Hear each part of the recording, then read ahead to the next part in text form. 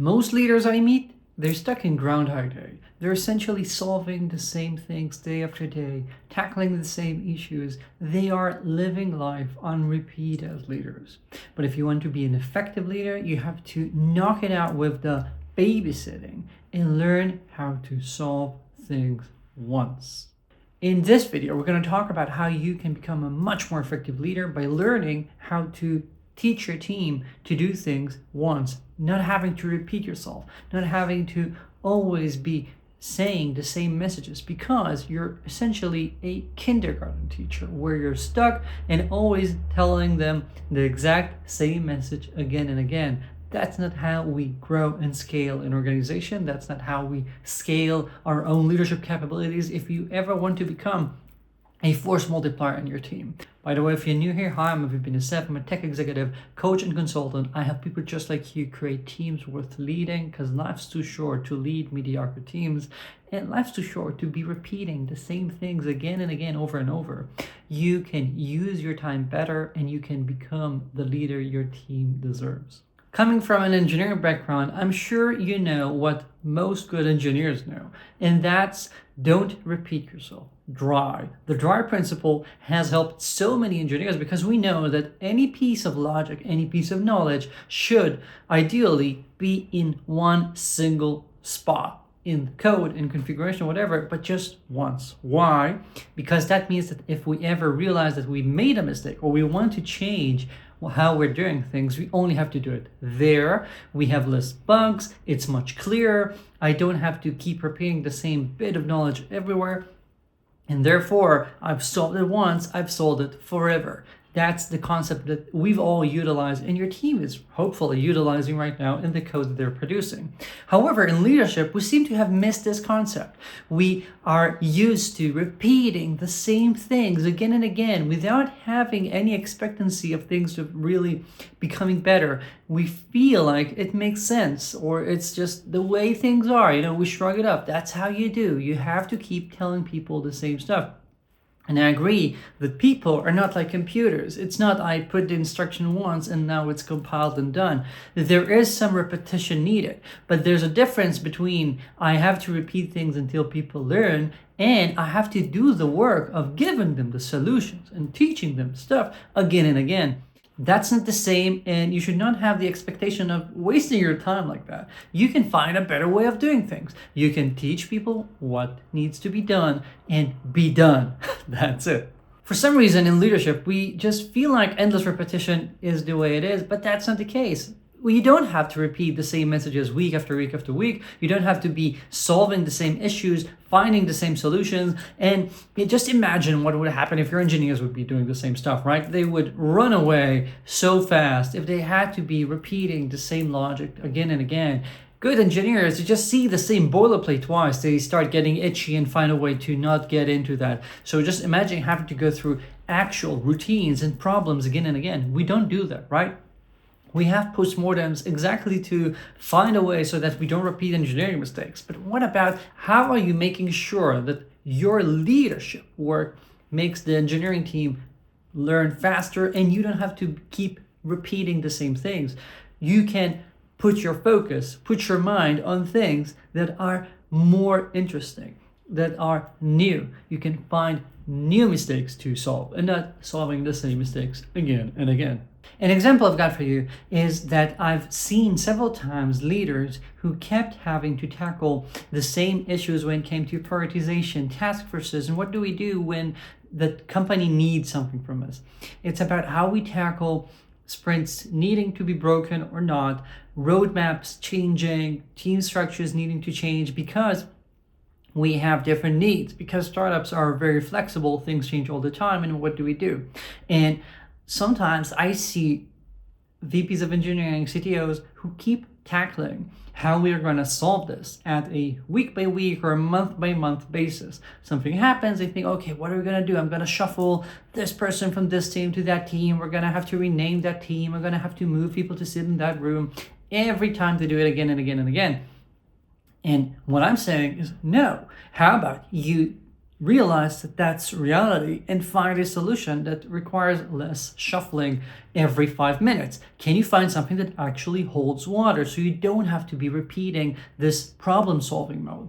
So for example, can we come up with teams that are cross-functional so you don't have that front-end team and the back-end team, and you always have to steal someone from here, someone from there, just to solve that specific need that the company has now this month very quickly. But instead, if we have cross-functional teams, they can do things end-to-end, we can give them responsibilities, and therefore it's much easier to know where things ought to fall, because it's not, is someone responsible for that system or that feature, or who is going to get that responsibility for that feature, and is that feature something that's going to be shared by the front end and the back end team. And these are discussions that I see repeatedly, but I'm looking at them and I'm saying, come on, let's have a team that's responsible for, I don't know, how we generate content automatically, those algorithms, how we manage the data, things that are actually functional from the business point of view. And once you have those teams, it makes the division of labor much easier and straightforward. You have to shuffle people less, etc. So this is one example of, do you want to feel like you're always there saving the day, so busy, you're overwhelmed, everyone keeps feeling like we have to lament about how busy we are and how hard the work is? Or can you solve it just once and be done with it and don't have that problem to always go back to? This is one example of solving things just once. Another example is, what do you do when it comes to onboarding? So many companies find themselves repeating the same things when it comes to onboarding people, because we have a new employee. You're not onboarding 10 people a month in most companies, and therefore it pains you for like a week because you find yourself repeating a lot of the same things, but then it passes and then there's another month till that becomes an issue again.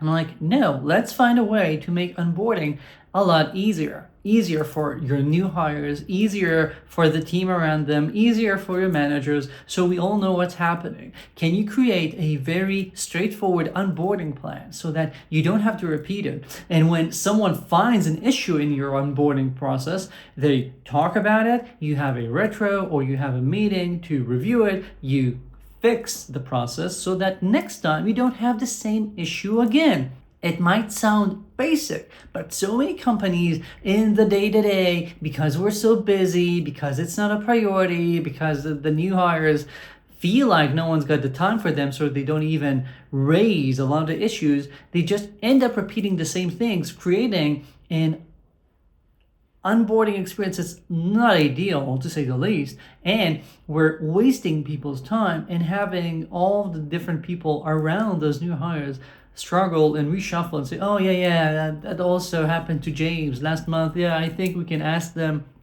what did they do that time? Or maybe there's a solution, or yeah, I don't remember exactly, but let's go check there, No, let's solve this once. Again, do you want to waste your life, waste your time, waste your team's time, having to go through the same things again and again, maybe feeling like, you're doing something, and you're definitely doing something, but you're not doing something that's really utilizing your capabilities. You're just repeating the same stuff. I'm guessing you don't want to be coding the same feature 3 times. Why are you solving the same problems 3 times? Okay? And I know I'm repeating myself a bit here, but this is, as I said, the repetition of delivering a message, not giving you one solution. Like, now we're going to move on to what you need to be doing. In that, I'm not going to be repeating. If you need to, you're going to have the video. This is me solving this only once, and you can go back to the video and repeat the precise couple of minutes you need till you actually understand and have it go better. And if that doesn't work and you need something in depth, you can reach out to me. My details are in the video description. So what do? You ought to realize that we need to stop thinking that our role as leaders is to always be available and answer people's questions and help them with their problems. Yeah, if you have these, you need to do that. But don't confuse solving these problems with always being there to give them and feed them the exact answer they're looking for.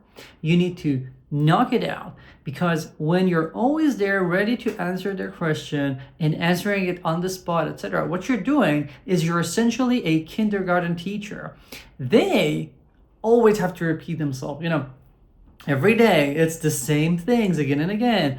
I don't stand in line, wash your hands, put your shoes there. We don't do that. We first do this.